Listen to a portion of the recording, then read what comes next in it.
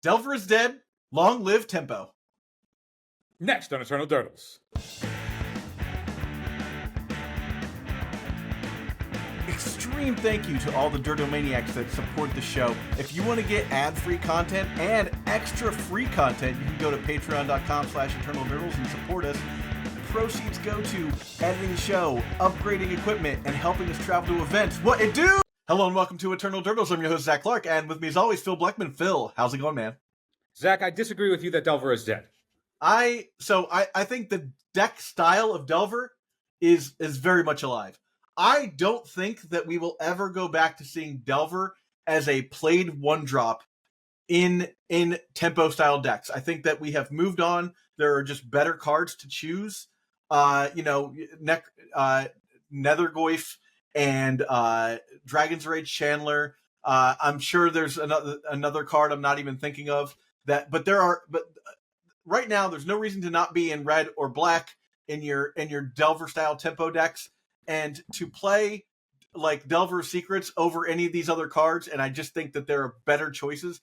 Now, when Frog goes, do I think Delver will come back? I still don't. Why do you disagree with me? Eternal Dirtles is proud to be sponsored by Moxfield.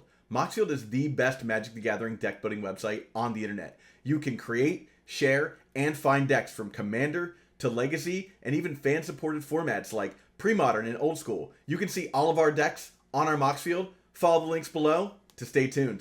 So I agree that in order for a card to be vanilla statted and see play in this format, it has to be 1 mana for 5+ power a la Necrogoyf. And even Necrogoyf you can like surveil and then get value out of later. So like I agree that we have power past the world of... What did I say? You said Necrogoyf. No, apparently that's another card. Nethergoyf. Yeah. The one drop. The one that's actually playable. Nethergoyf. So 1 mana for a 5/6 or a 6/7 is where the power creep has moved us. And that 5/6 or 6/7 is recursive. So you can mill it, you can dump it, and then just rebuy it later. So there's built-in card advantage as well there. And for something like Dragon Rage Channeler, we all know that Dragon Rage Channeler is objectively broken. And it's the best thing. It's the best thing to do at 1 red mana in a tempo show. I would argue that it's the best 1-drop that you have access to in Legacy, but it is being pushed out because there's no other reason to be in red outside of Pyroblast and Lightning Bolt, because Lightning Bolt has been pushed off. Right now, it's too slow. Like it seems like a 1 mana 3/3 that surveils 1 feels too slow for the format in its current form. I don't think it's too slow. I think that it's just there's no reason to go into it when your other 1-drop density can be Entomb Reanimate. Exactly. Well, that's what I'm saying. It's too slow. I don't think it's too slow. I think it's just like you already like you're in Entomb Reanimate is just the best thing to be doing. So it's okay, if you're already in Days Wasteland and then you're going to go Entomb Reanimate is black 1-drops, then you just don't need to extend into red because it's just not part of the plan on your turn 1 anymore. Your turn 1 is to either kill you, and then if you stop, it's like okay, well then I'm interested in going.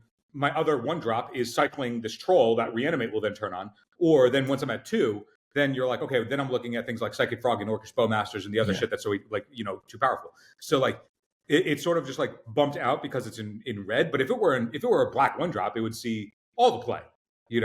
Like it's not like the effect is too it's the color. I agree. Moving out of that color palette is certainly part of it. Yeah. If Lightning Bolt still had reliable text as removal, you would see it. But the fact that Bolt has gotten pushed out because of Murktide Frog, Nethergoyf, the reanimation targets, Troll, like the fact that Bolt isn't reliable removal anymore, and then the outside of the top deck, it's also like Eldrazi, where Bolt isn't good. Like, okay, Bolt has been supplanted by Fatal Push because you need to be able to hit things that are bigger than three toughness. Yeah. So like now that Bolt's access is gone, and most of the big threats that we just talked about are black, in which case it's like, okay, if you're in that sort of space, you don't really need Pyroblast. Like, if you're a guy like me who can't beat a Teferi, you need Pyroblast. But if you're playing Entomb Reanimate, the actual stuff that you wish there was a Black Blast, right? You wish there was a card that could hit black cards. So I think that, like, Dragon Rage Channeler is just, like, on the Dragon Rage Channeler will come back the moment that they do anything in the next ban list post EW. And I think the same way that Delver will. I have the theory that despite all of this power creep, right, the fact that there is no other one drop that hits as hard in blue, right? You have Tameo, but Tameo is a way to go over the top of people for card advantage. And in decks where life total doesn't matter, and by life total not mattering, that's important because Bolt is out, right? Yeah. So I think Bolt's Delver is only going to be as good as Bolt is going to be, because Delver in your non-Bolt deck, where you're just trying to chip across the finish line, is not going to be as good as threaten to draw half your deck and all of your cards chunk for half of life totals, right? Yeah. If every single threat chunks for half of life total between Murktide and Troll and Fat Nethergoyf and these and a souped up frog or whatever, Orcish Bowmaster making a huge orc that also locks your opponent out of being able to find answers. Okay, in that case, chipping across the finish line doesn't matter because you just need to stick the big thing that they can't answer and then the game will end.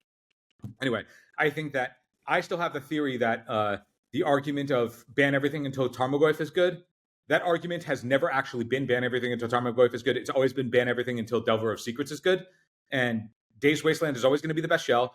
And Days Wasteland, Delver is going to be... I think Delver is the protected threshold for where they will always ban down to, because Delver has been pushed out many a time. There's been many a format where Delver hasn't been good enough. And every time the ban happens and a ban resurfaces Delver back as the first thing to go is always the thing that's supplanting Delver. And then that gets banned and the Delver comes right back in. That has been the pattern through Ragavan and Dreadhorde Arcanist and You're not wrong. You're not every wrong. single time. Now, so here's my stance on this, is that in a world where, you've got the Eldrazi deck that honestly doesn't care much about what Delver's up to. You've got you've got Breakfast, of several types. You've got Entomb Reanimate decks, right? What else we got? Moon Stompy. None of these decks really care if you're going to do 3 damage over the course of 7 turns. If you're going to do 27 damage over the course of 7 turns, Delver Secrets is just not impactful enough. Its best use of these decks is as a blue card to pitch to Force of Will to stop the degenerate thing from happening. And to me, that's just it. My stance is that we have entered a new era, and not just now. Maybe 6 months ago, and we kind of didn't notice that we entered a new era, where Delver Secrets is not played in tempo decks. I just don't see it ever coming back. I think that I don't know that there's any number of bans in a post MH3 world that is going to bring Delver of Secrets onto being a card that we're going to see played again.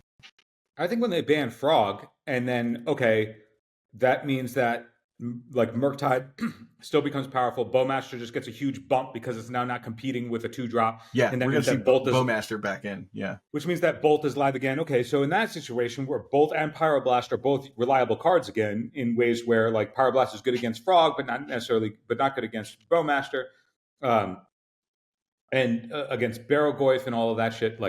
I think that if Lightning Bolt is a playable card, Delver is a playable card. Okay, so then I guess the question is, do you think that Lightning Bolt ever becomes a playable card again? I think yes. I mean, spoiler alert, come on. Lightning Bolt will, if they get rid of Frog, and I'm not saying they should. Honestly, I don't know if they should get rid of Frog.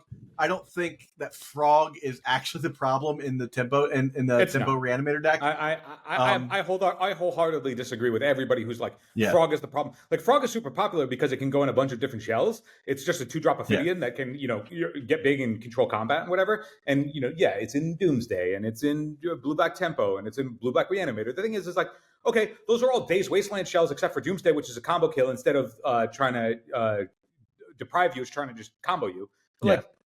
I don't think that Frog, even though Frog has a bit of ubiquity, I don't think that the ubiquity is Frog's fault. I think it's because the black cards have been so pushed since Lord of the Rings that the actual problem with the shell is Entomb, Reanimate, Atraxa. That's the actual problem. Well,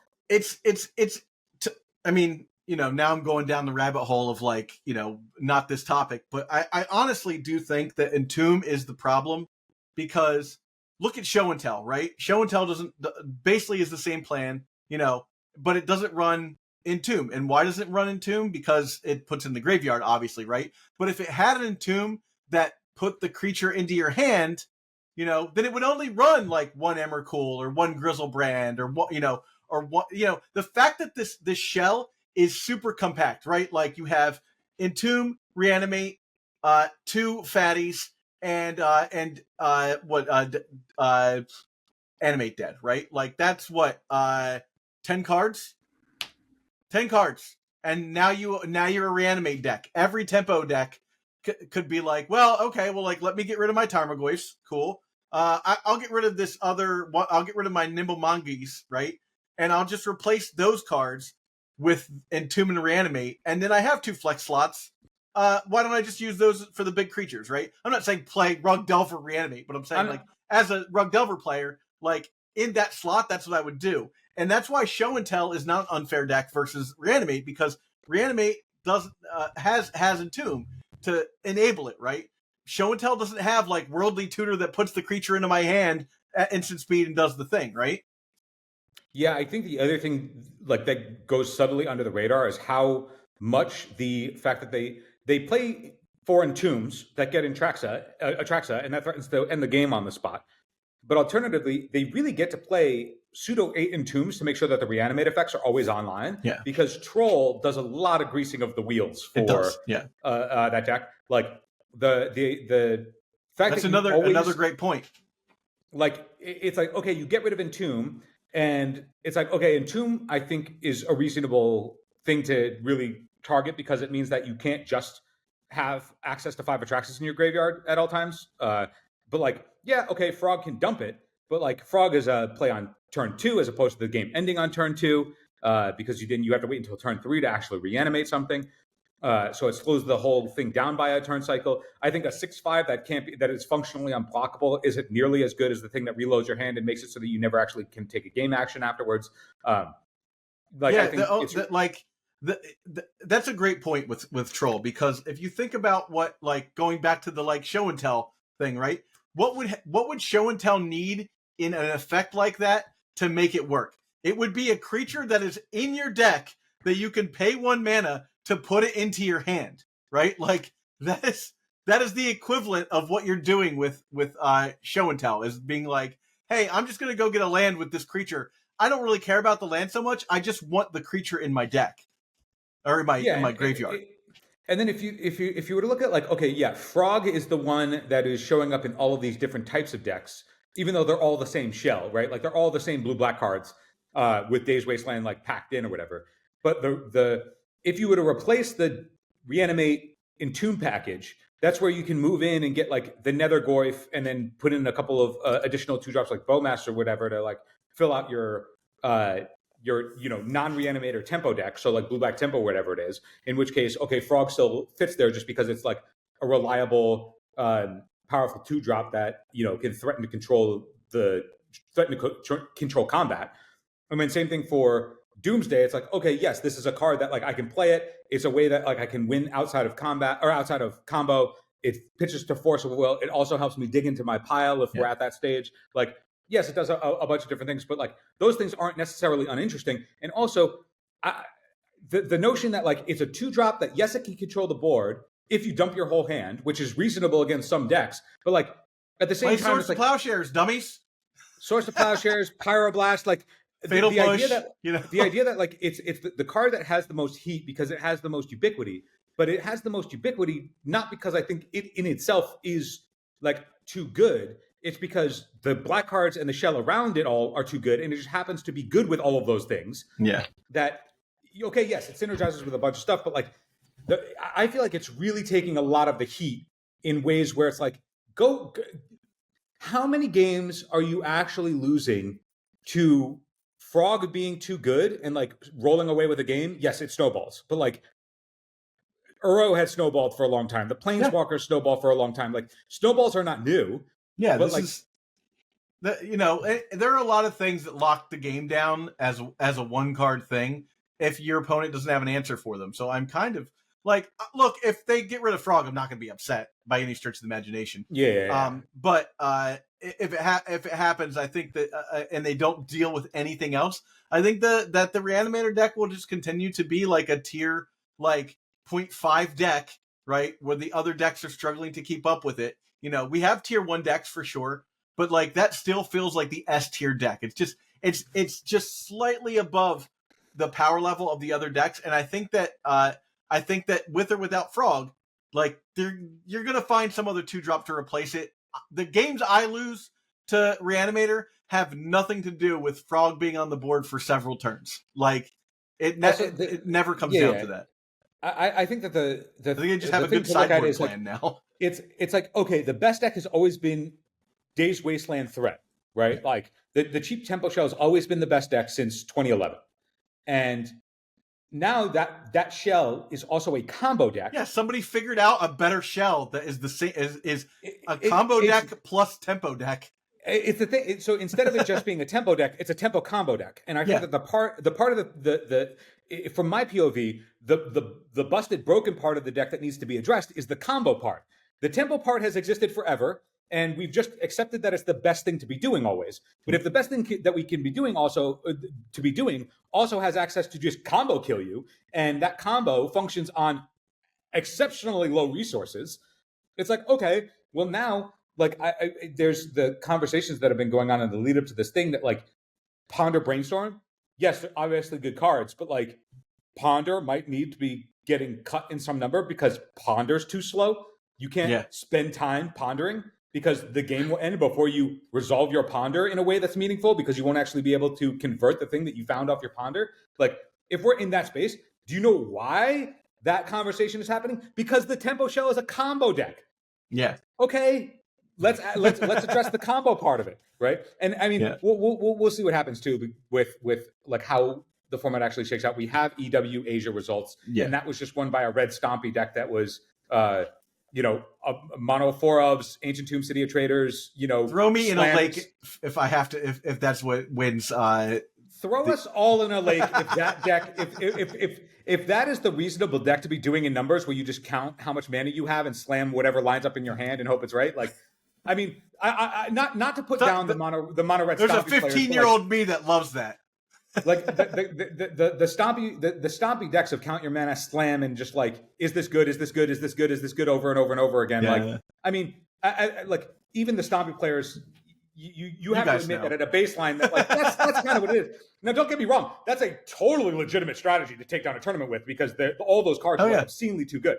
But like, also it's like, if that is the top, like if the top deck is the constant, is this good? Is this good? Is this good? Type check with no positional play to it. Really, it's just like fast mana, skip over development, games end immediately. Like, if that's really where the format is, like that's also not good. So like, if the best things to be doing are, okay, Ancient Tomb, City of Traders, deck, slam 3 and 4 drops on turn 0, or Entomb, Reanimate. It's like, if those are the two things to be doing in the format, and everything else is, it's like, okay, either we're doing something objectively degenerate in a way that doesn't really allow for interaction or gameplay in a meaningful way that like goes beyond turn 3, even in good case scenarios. Like, I don't know, that just seems like not a format that we would want to subsidize. Now, I'm not saying that like that's not what Legacy can handle. Like, hey, Legacy can handle a ton of shit, but I'm like, if we're looking at a banhammer post EW weekends, well, and it's also going to Frog. I'm like,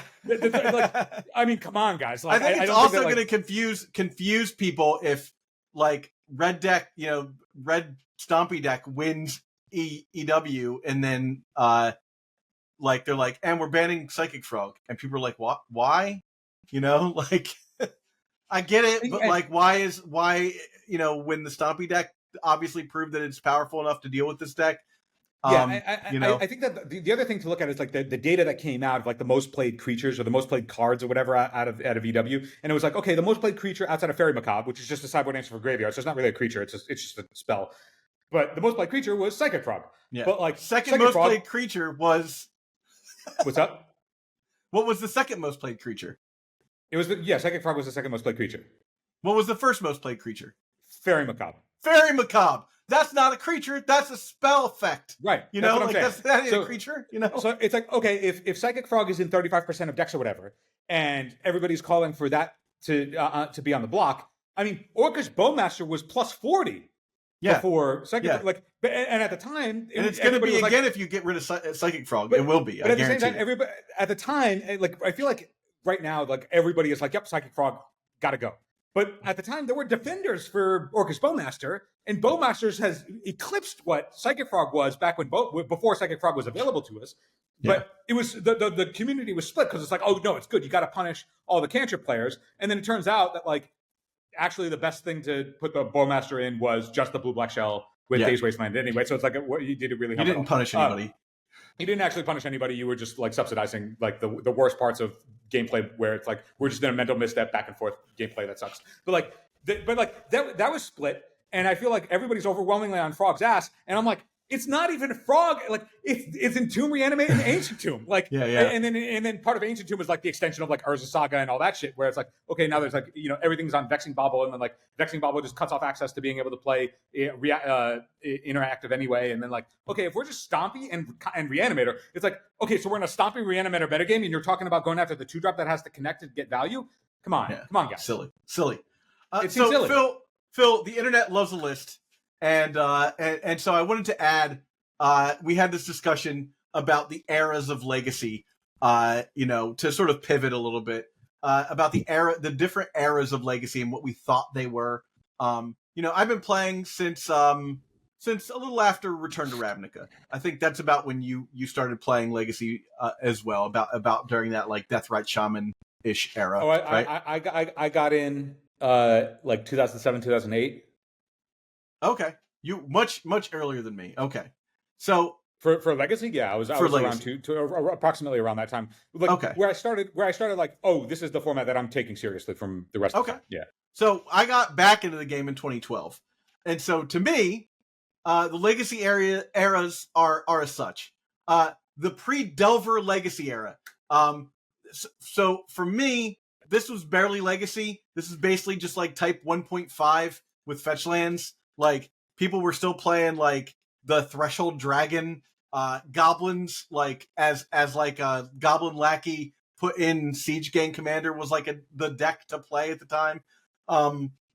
Phil, agree, disagree? This is like the first like era, like the 2003 to like 2012 era was just like fair-ish decks. You're looking at a time when like Merfolk was still a deck, like Aether Vial Merfolk. Yeah, and I mean, without a doubt, Innistrad in 2011 that brought Delver of Secrets, that brought Grizzlebrand, that brought Thalia, Guardian of Thraben, that brought Terminus, and that deck came in. Yeah. Like the Innistrad block with Avacyn Restored was certainly a paradigm shift. Yeah. So then that is my next era is the Innistrad Return to Ravnica. Post Innistrad. Yeah, the rise of Delver. Miracles gets Miracles. They get Rest in Peace. So there was that Helm Rest in Peace version. Deathrite Shaman, Show and Tell becomes a deck because of Grizzlebrand, right? Burn is still viable as a deck.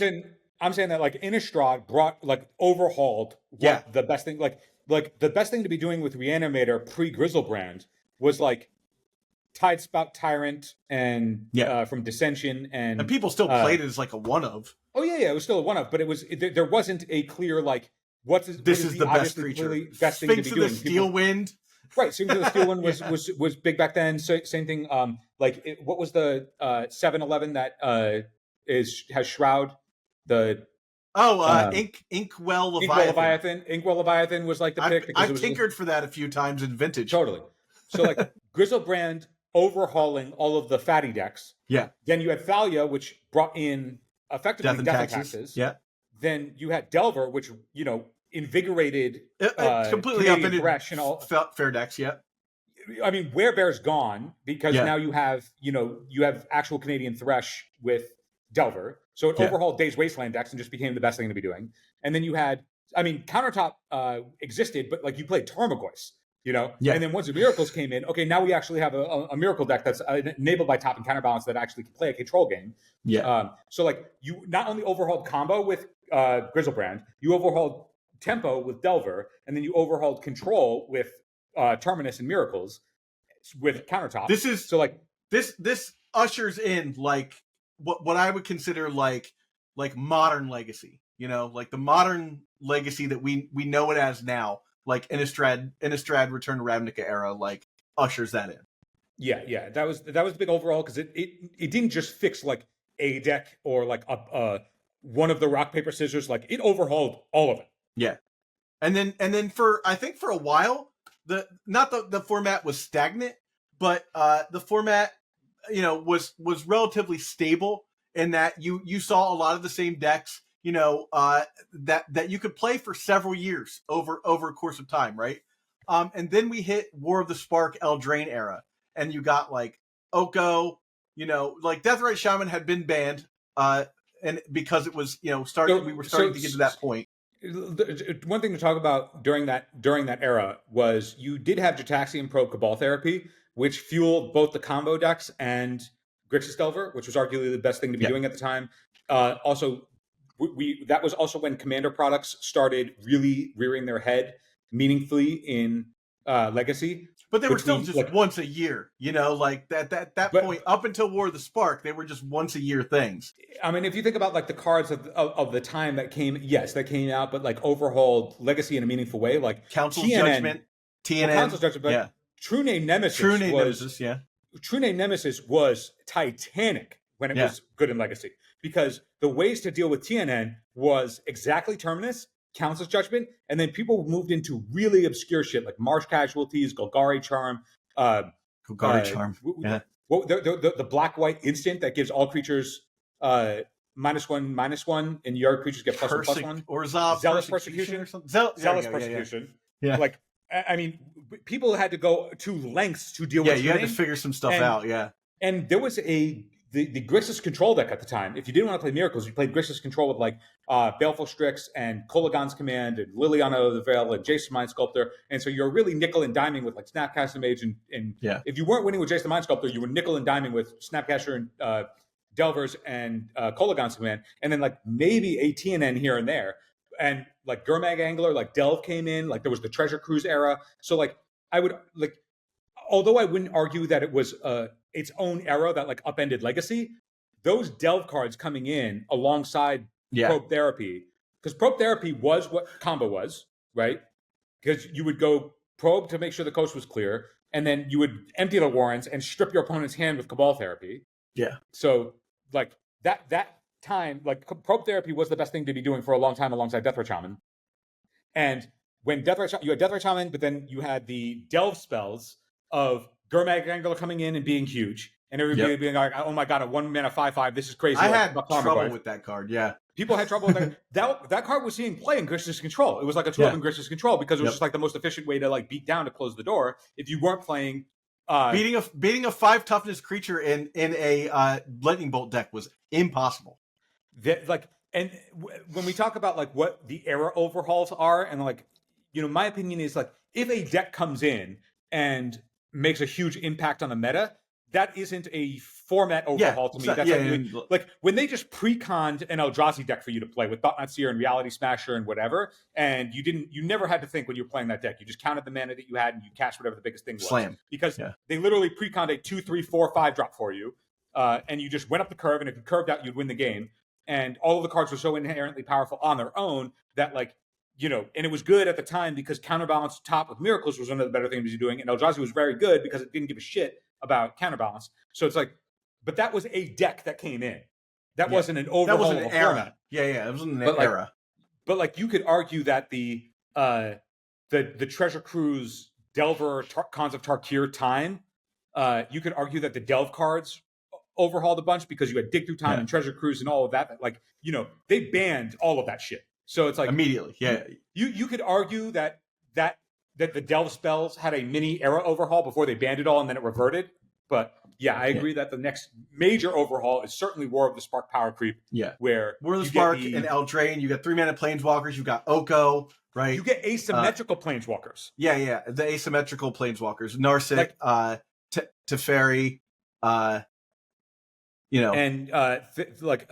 Theros Beyond Death gave us the escape cards. I think that the more so where it's like if you looked at Innistrad and the era overhaul of Innistrad, none of those cards outside of maybe Grizzlebrand, because it just didn't leave any room for anything else to like compete with it. But like if you looked at any of the other cards that they printed, none of them feel like they were like a design egregious. Like okay, like you have Thalia and you have Terminus, and like Terminus is very good, but it's like it's good when there's top, but like there's also some decks like Eldrazi that like you could play around a Terminus by just not extending, but like then they gave you in return to Ravnica, they also gave you Abrupt Decay to deal with counterbalance. So like that wasn't as much of an issue, especially because Deathrite Shaman was checking Snapcaster Mages, and there was a sort of balance back and forth there. And like then you had Leovold that was also funneling the 4-color check pile decks, and there was a lot of different variety for like the different styles of play that you wanted to play. You could play Blue-Red Delver that was much more blitz with Swift Spear, or you could play Grixis Delver that was like the more the pick of the litter. If you didn't want to just play blue-white in Miracles, you had access to blue-white Stoneblade because TNN was an absolute house at the time, and just suiting up your equipment on your Stoneforge Mystic. Wow, there's a deck. Well, because you had Stoneblade, which was your Stoneforge. You had multiple Stoneforge Mystic decks. If you wanted to play blue, you could play Stoneforge Mystic with TNN and just shoot up your TNNs, and that was your game plan. There was Stoneblade, there was Deathblade, there was so Death and Taxes. So you had all these different varieties, and so all of those cards that came out, the only one that really obsoleted anything else to compete with it was Grizzlebrand and the Fatties decks, because, okay, Sneak and Show is playing Grizzlebrand, and Reanimator's playing Grizzlebrand, and it's like, you're not really doing anything else before you're slapping up 4 of Grizzlebrands, and that made it really uninteresting for the Fatty decks. Like, I feel like that's the only one. But, like, with all the other stuff, it's like, okay, like, yes, you have Terminus and you can play Miracles Control, or if you want, you can also play the Stoneblade version of Control. And if you want, if you want to play with Top, like you had access to Painter was playing Top, and Storm was playing Top, and you could play Test or Ad Nauseam. Like there was a lot more variety. There wasn't like this is only funneling one thing. So like whereas like if go ahead. So here's sort of my thought pattern with these eras, right? So look. So we've talked about like the pre-Delver, Innistrad, War of the Spark era. All these eras are defined by the decks that existed that kind of either didn't exist afterwards or didn't exist before. That's sort of how my mind works for Legacy. Where like things just you have sort of you can look at each of these as sort of a rotation of what is popular to be played. And I think that this was a time, the War of the Spark Eldraine era was a time when we went from seeing, obviously you weren't going to see as much Miracles anymore. You weren't going to see those Deathblade style decks anymore, the Stoneblade style decks as much anymore. We started to see this power creep that makes Legacy into more of a rotational format at this era. Whereas we, it used to be you grabbed a deck and you were like, yep, I'm getting that signed. I'm getting that altered. I'm never going to have to change these cards. Maybe 1 or 2 cards a year will get switched in and out. So now that we're into the War of the Spark Eldraine era, you get Oko, you get Dreadhorde Arcanist and stuff like that. And they systematically overhaul not only the decks, the cards in the decks, but the play patterns that we're taking. Like when I'm playing Oko in my Rug Delver deck, that is not what Rug Delver sets out to do, So yeah, I would tag on to the fire design for Eldraine and War of the Spark was a clear delineation of power creep is going to take effect, and we are going to push that line a lot harder, and that overhauled the format significantly because now you have asymmetrical prism pieces that are also draw engines. You have a bunch of cards that all snowball on their own. Like between Dreadhorde Arcanist and Uro and the Planeswalkers, like that, they're no longer can you just play cards that have stats. Like all the cards have to beget cards and resource, incremental advantage of old, where like the Grixis control, like nickel and dime you type cards, just like that doesn't work anymore. Like your Hymn to Turok suck. Like Hymn to Turok was a staple of an archetype that was competitive for a long time. And the I'm going to dwindle you down type deck could exist, where now it has to be I have to lock you out because every card gets a card or plus or snowballs. So like your raw card advantage cards don't exist anymore in meaningful ways. 2-for-1 is not good enough anymore. Yeah, exactly. Right. Like that's the thing. Like the way that you can think about card equity changed. It just completely changed. It's all almost at this point now, like where we're at now, everything is tempo. Everything is using your mana at the most efficient at the most efficient you can, and you often die with like 4 or 5 cards in your hand. Well, so they also the thing that they did was when they did power creep, they also lopped a bunch of mana off of what cards should cost. Yes, because there was a certain point where they recognized, okay, we're no longer going to put vanilla creatures into sets at all. Right, like gone are the days where you can just have like a 3-mana 4/2 in your standard set as part of like goodbye, Adrian. Like 4 toughness 4 power matters or whatever for like ferocious is the thing, and so drafting your 3-mana 4/2 actually has relevant whatever. Like no, there is no longer vanilla stuff. Right, vanilla doesn't exist anymore.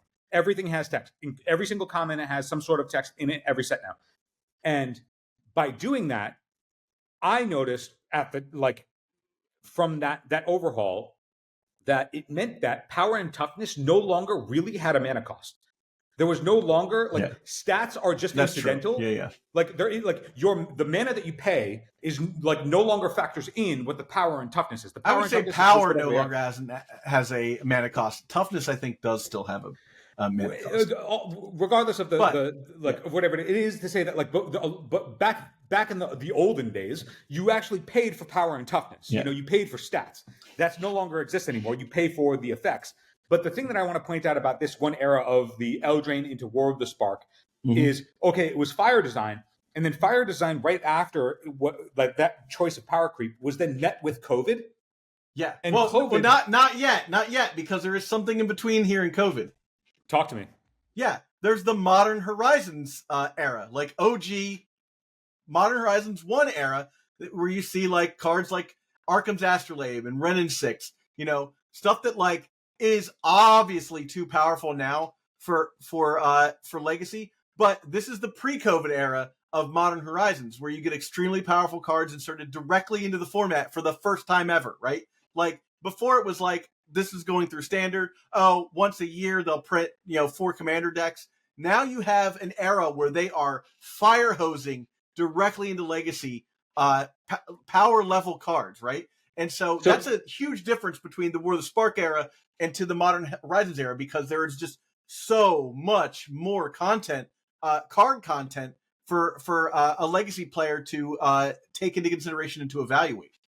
Yeah, the funneling cards directly into Modern and then power creeping it such that the cards that were very broken, like there are a bunch of cards that are still Modern legal that nobody really bats an eye at and might not even see play, given the right now Modern's a 1-deck format, right? There's Boros Energy and everything. I guess half sure, believable. 50% of decks are, if not or more, whatever, are all playing the One Ring, and it's just all energy, tribal, whatever's, and Flage is like the most played creature because it crosses over for both the control decks if you're playing that, and then also Boros Energy and like the life gain because everybody plays Ring, so it's like it's a 1-deck format, right? Like Modern Horizons just pre-con you your deck, and that's that's where Modern sits, but by funneling cards into Modern, and then all of the cards that you just mentioned that are broken in Legacy are broken because of a Legacy card that existed that doesn't exist in Modern. Like Reanimate is fine, and if not slow, no one Modern cares about it, but combined with Underworld Breach, problem.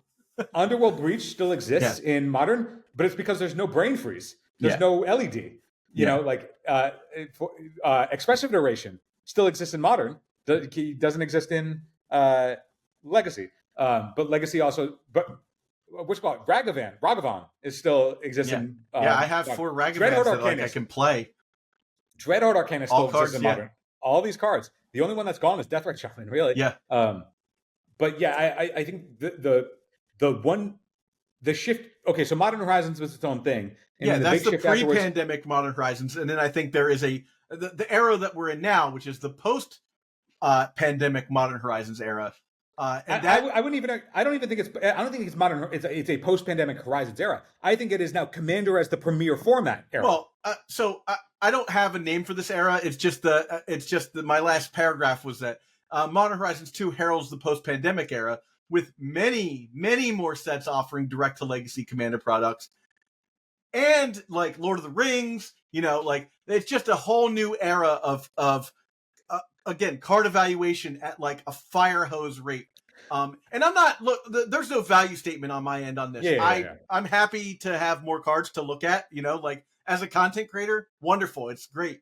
But those to me, so you've got those different eras. And to me, those are the different eras of the game as it stands now. But I think, you know, I say all that to say this, and this brings us back to the point of the video, is that I think we are now somewhere in that post-pandemic era, because Delver was still the best deck for a very long time during that era.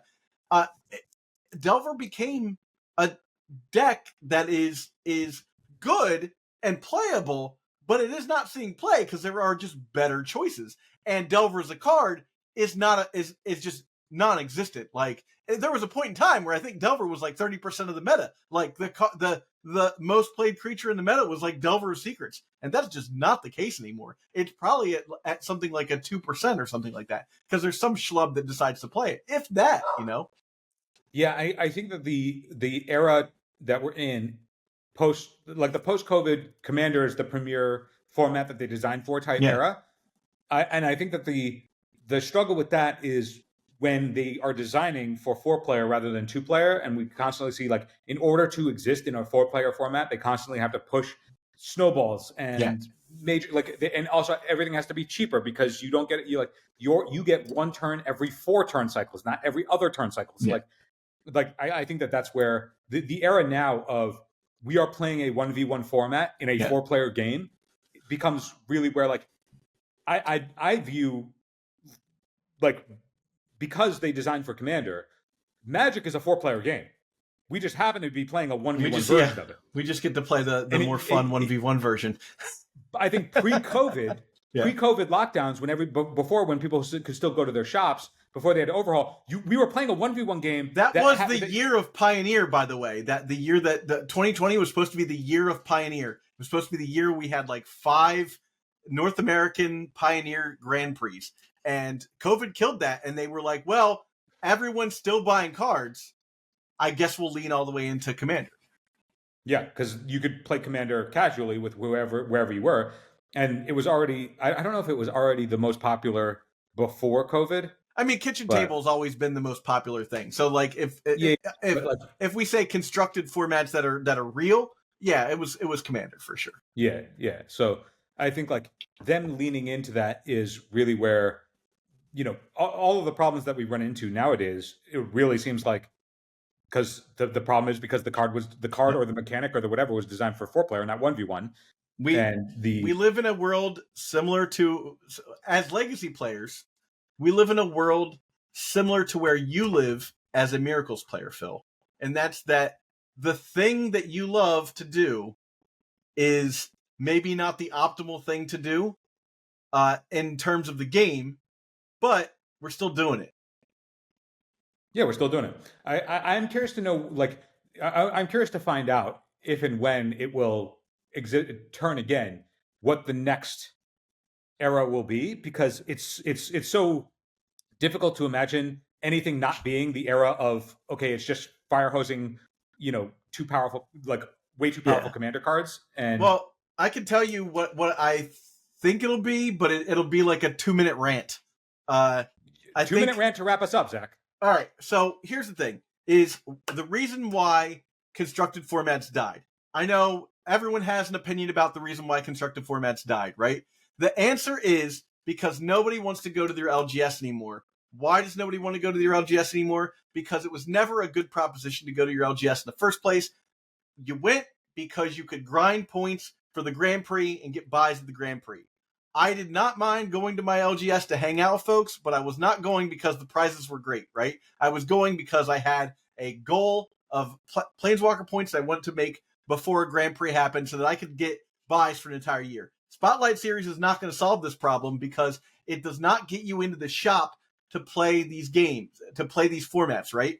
And to care about these formats, you need to create a community. Now, Legacy players have figured out a way to do that, but Standard, Modern to a point, and Pioneer players do not have like a real community. There's not like a branch of people that want to play those that just live for those formats. You know, they're that like are diehard people for those formats. They're playing those formats because they are offered as a Pro Tour thing or an RCQ or whatever, and maybe they like the decks they're playing or whatever, but they're ephemeral. The format just like changes so fast they don't care. I was never a guy who was like, man, my thing is Standard, but I played Standard because I could go to the Grand Prix and play Modern or play Draft and get like 2 buys to get me closer to doing a day 2. My first day 2 was off the back of 2 buys, right? And that was fun for me. Getting a group of people from my local to be like, oh, we're going to the Grand Prix. Everybody's been going to the local. Everybody's got at least 1 buy. Getting that fervor between in your play group has to happen at an LGS, right? And if you don't have a reason to go to an LGS, those formats die out because there's no community to keep them afloat. And that is my rant. Everybody, thanks for watching. We will keep you updated on how it goes in MagicCon Vegas, and I will happily terminate your board if you play in either of those legacy events that are over there. All right. Goodbye, everyone. Before you go, I need some help. Please subscribe to this channel and do your part to help sustain the legacy content ecosystem. Just subscribing to this channel goes a long way to reminding YouTube that people love and support this format. Now, if you really want to go the extra mile, you should think about supporting us through Patreon. Both the links for subscription and Patreon are right here. And if you're listening on an audio format, you can go to patreon.com/eternaldurdles. Thanks so much for watching.